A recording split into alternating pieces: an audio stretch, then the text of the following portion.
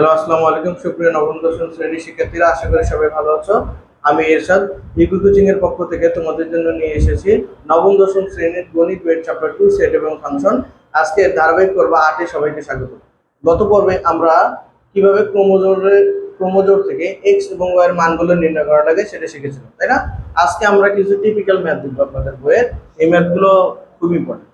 ওকে, এখন প্রথম যে প্রবলেমটা দেওয়া আছে, আমাদের বলে দিয়েছে যে এ এবং বি যথাক্রমে 35 এবং 45 এর সকল গুণনীয়কের সেট।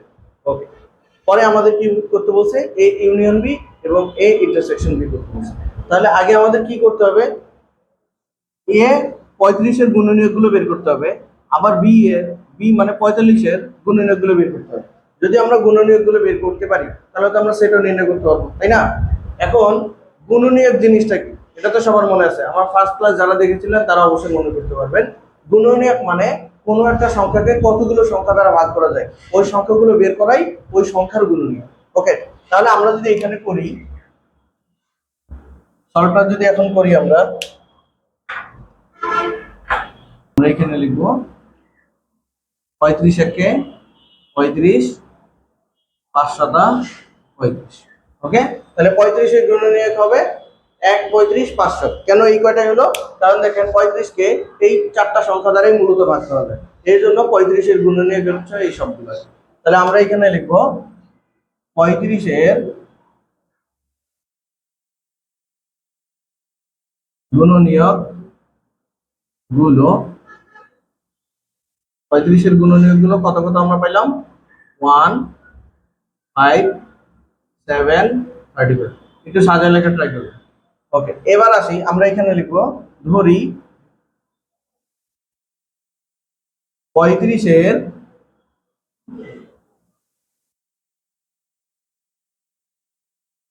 গুণনীয়ক গুলোর সেট, আমরা সেট এ ধরবো, দেখলাম এ।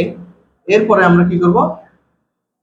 সেট আকারে প্রকাশ করে দিব গুণনীয়ক গুলো 1, 5, 7, 35। ঠিক আছে? একইভাবে আমরা কি করব? 45 এর গুণনীয়ক গুলো বের করব। তাহলে এখানে লিখি আবার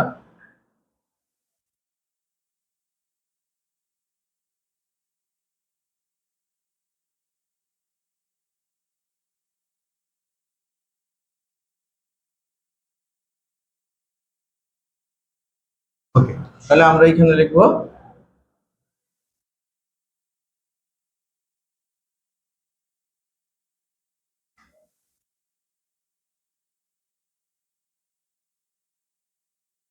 45 এর গুণনীয়ক গুলো কত? 1, 3, 5, 9, 15, 45, তাই না? এখন আমরা সেম 45 এর গুণনীয়ক গুলোকে একটা সেট আকারে প্রকাশ করব। তো আমরা এখানে লিখি 45 এর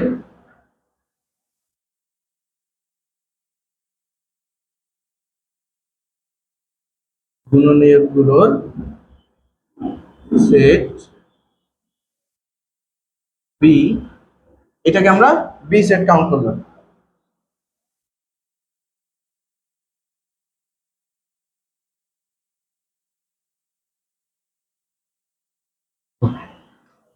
তাহলে আমরা এ সেট আর বি সেট পেয়ে গেলাম। এখন আমাদের যা কাজ করতে বলছে আমরা তাই করব। প্রথমে আমাদের করতে বলছে এ ইউনিয়ন বি নির্ণয় করতে। তাহলে আপনি লেখেন এ ইউনিয়ন বি। তাহলে এ সেটের মানটা আমরা কত পেয়েছি? 1, 5, 7, 35 ইউনিয়ন।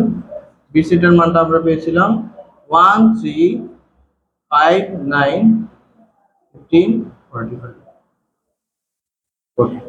এরপর আমরা কি করব? ইউনিয়ন। ইউনিয়ন মানে কি? কমন আনকমন যতগুলো মান আছে আমরা সবগুলো নিব, তাই না? তাহলে এখানে কমন আনকমন মানগুলো কত কত দেখেন তো। 1, পরে আমাদের এখানে 3 আছে কিন্তু এখানে 3 নেই, তাও আমরা লিখবো, প্রবলেম নেই। তাহলে আমরা যদি এখানে লিখি 1, 3, 5, 7, 9, 35, 45, শেষ। এই ইউনিয়ন বি নির্ণয় করা শেষ। কারণ আমাদের কমন আনকমন যতগুলো মান আছে সবগুলো মানই এখানে বসাইতে হবে। এটাই হচ্ছে আমাদের ইউনিয়নের নিয়ম। তাহলে আমরা যদি এখন ইন্টারসেকশন করি, এ ইন্টারসেকশন বি। তাহলে এ সেটের মানটা আমরা বসাই দিব এখানে। তাহলে ইন্টারসেকশন কথাটার মানে কি, দুইটা সেটের মধ্যে যেই মানগুলো শুধু কমন আমরা ওগুলোই নিব। তাহলে আমরা কমন মানগুলো কি কি দেখতে পারি, এখানে 1 আছে, এই সেটের মধ্যে 1 আছে, তাই না? এই সেটের মধ্যে 5, এইটার মধ্যেও 5, 7, হ্যাঁ 7, 35, 35। তার মানে আমরা দেখতে পারতেছি এই সেটের যতগুলো মান আছে সেটাই আমাদের ইন্টারসেকশনের মান। তাহলে আমরা এখানে লিখব 1, 5, 7, 35। খুবই ইন্টারেস্টিং ম্যাথ। ওকে, আশা করি বুঝতে পারছো সবাই, কারো কোনো প্রবলেম নেই। তাও আমি আরেকবার রিপিট করে দিই। আমাদের কোশ্চেনে বলছে এ এবং বি সেট 35 এবং 45 এর সকল গুণনীয়কের সেট। তাহলে আমাদের প্রথম কাজটাই হলো যে এ 35 এবং 45 এর যে গুণনীয়কগুলো আছে ওইগুলোকে সেট আকারে প্রকাশ করা। তো আমরা প্রথমে কি করলাম, 35 এর গুণনীয়ক বের করলাম, পরে ওইটাকে সেটে লিখলাম আর কি। এরপরে 45 এর গুণনীয়কগুলো লিখলাম, পরে 45 এর গুণনীয়কগুলো সেটে প্রকাশ করলাম। পরে আমাদের এখানে করতে বলছে এ ইউনিয়ন বি, পরে আমাদের করতে বলছে এ ইন্টারসেকশন বি। তো আপনি যেহেতু সেটের মানগুলো জানেন, তো ইউনিয়ন আর ইন্টারসেকশন করা আপনার জন্য কোনো ব্যাপারই না, তাই না?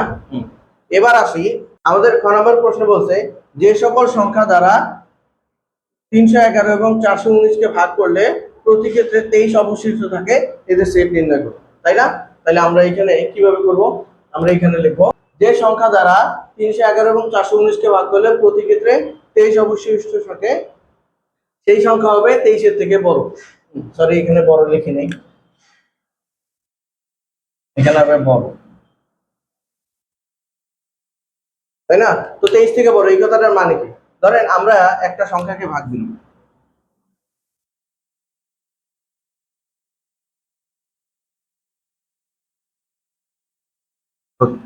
দেখেন তো আমরা যদি 9 কে 4 দ্বারা ভাগ দিই তাহলে আমাদের কি হয়, ভাগফলটা হবে 2, ভাগশেষটা কত হবে 1। তাহলে আমরা 9 কে কত দ্বারা ভাগ দিলাম, দেখেন তো 4 দ্বারা ভাগ দিলাম না? তো এই 4 এর মানটা কিন্তু সবসময় দেখেন ভাগশেষ থেকে আমাদের বড় হবে, তাই না? দেখেন তো, একটু ভালোভাবে খেয়াল করে দেখেন তো, যে কোনো ম্যাথই আপনি সলভ করেন সেম জিনিসই বের হবে। আপনি কোনো একটা সংখ্যাকে যা দ্বারা ভাগ দিবেন সেটা অবশ্যই কার থেকে বড় হবে, ভাগশেষ থেকে বড় হবে। ওকে, এইখানেও সেম ব্যাপারটা আছে। আমরা 311 এবং 419 কে একটা সংখ্যা দ্বারা ভাগ দিছি, ওই সংখ্যাটা আমরা জানি না, কিন্তু আমরা এতটুকু জানি যা অবশিষ্ট থাকবে, 23টা অবশিষ্ট থাকে, ওই সংখ্যাটা আমাদের হবে 23 থেকে বড়।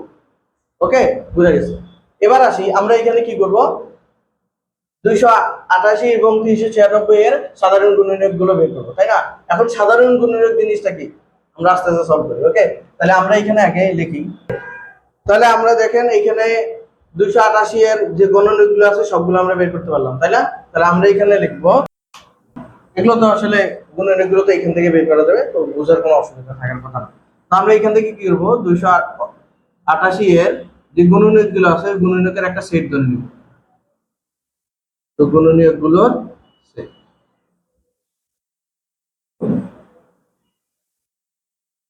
এখানে আমাদের সেটটাই আসলে বের করা একটু ঝামেলা বা একটু কঠিন, তাছাড়া বাকি সব ইজি। তো আমরা সেট কিভাবে লিখবো, এই যে মানগুলো আছে সেগুলোকে সেট আকারে প্রকাশ করবো। তাহলে আমরা লিখবো 1, 2, 3, 4, 6, 8, 9, 12, 16, 18, 24, 32, 36, 48, 72, 96,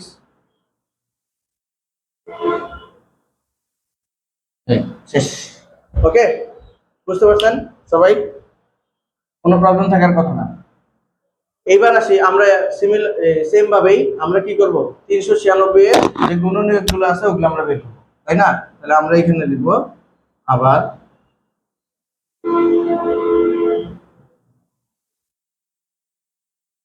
এগুলো হচ্ছে আমাদের সবগুলো কার গুণনীয়ক, এগুলো হচ্ছে সব 396 এর গুণনীয়ক। তাহলে আমরা এখানে লিখি 396 এর গুণনীয়ক গুলো, একবারে গুণনীয়ক গুলো সেটি লিখি, তাই না? গুণনীয়ক গুলো সেট আমরা এখানে বি ধরলাম, পরে আমরা ক্রমান্বয়ে লিখে দেব 1, 2, 3, 4, 6, 9, 36, 33,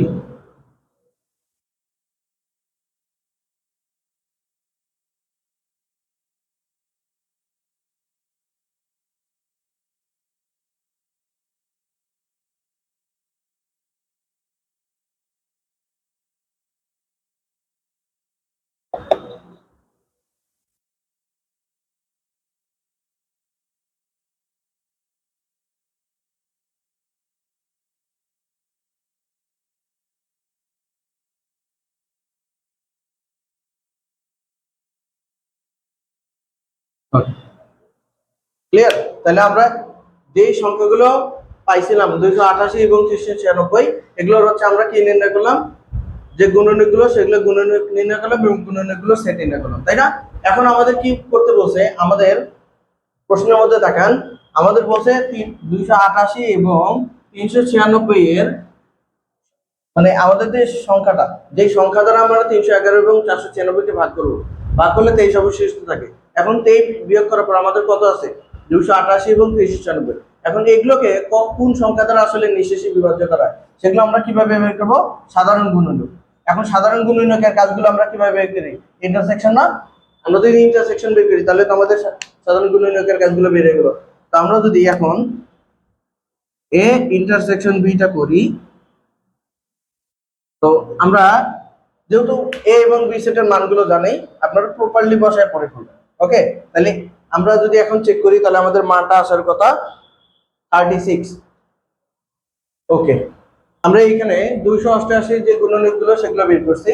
এখন আমাদের 288 এর যে গুণনীয়কগুলো সেট, এই সেটকে আমরা এ কল্পনা করছি। এখন এই সেটের যে উপাদানগুলো সেগুলো কিভাবে হবে, এই সেটের উপাদানগুলো আমাদের 23 এর থেকে বড় হইতে হবে। তো আমরা এ 288 যে গুণনীয়কগুলো সেখান থেকে আমরা 23 এর থেকে বড় ভ্যালুগুলো কোনগুলো দেখেন তো, 32, 96, 48, 72, 96, 144, 288, তাই না?